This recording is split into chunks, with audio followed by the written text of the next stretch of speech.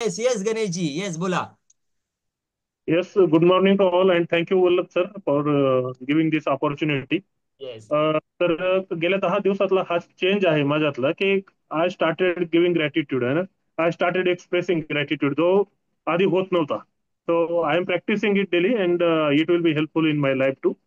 तो हा एक पहिला चेंज आहे, सक्सेस आहे जे माझं जे आय वॉन्ट टू शेअर. दुसरं, मी टीमला सांगू इच्छितो का I had one on one session with Vallabh sir and very soon I will getting in to the moving forward and work with Vallabh sir for next 3-4 years. So ते पण आमचं झालेलं आहे. एक सेशन त्यातही बऱ्याचशाच गोष्टी त्यांनी मला सांगितल्यात नवीन. तो ज्यांना कोणाला करायचं आहे म्हणजे मी सांगेल माझ्या वतीने की 1-to-1 सेशन जे बाकी असेल ते प्रत्येकाने करून घ्यावं. खूप मदत होते त्याची. जिथं त्यांनी मला सांगितलं की इथनं तुम्ही अजून सेव्हिंग करू शकता, या बाजून अजून सेव्हिंग करू शकता, पुढे कसं काय बऱ्याचशा गोष्टी सांगितल्या ज्या आजपर्यंत माहीत नव्हत्या.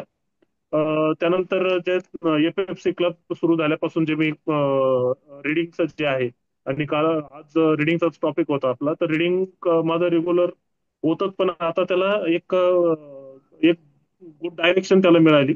I am started reading in morning and in why before sleeping also. तर दोन्ही वेळ मी रिडिंग चालू केले 20-20 मिनिटं. थिंक अँड ग्रो रिचचा काल मी 6 चॅप्टर पूर्ण केला.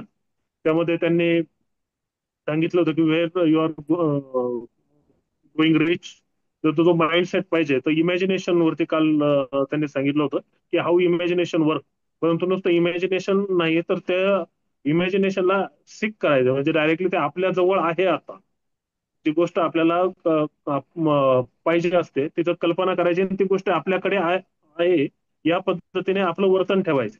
म्हणजे ती गोष्ट सहजासहजी आपल्याला साध्य होते. Of course hard work is needed, but in good direction. So I am in a learning mode काही, आणि एक लर्निंग जेव्हा प्रॉपर होईल आपलं तर अर्निंग इज डेफिनेटली देयर.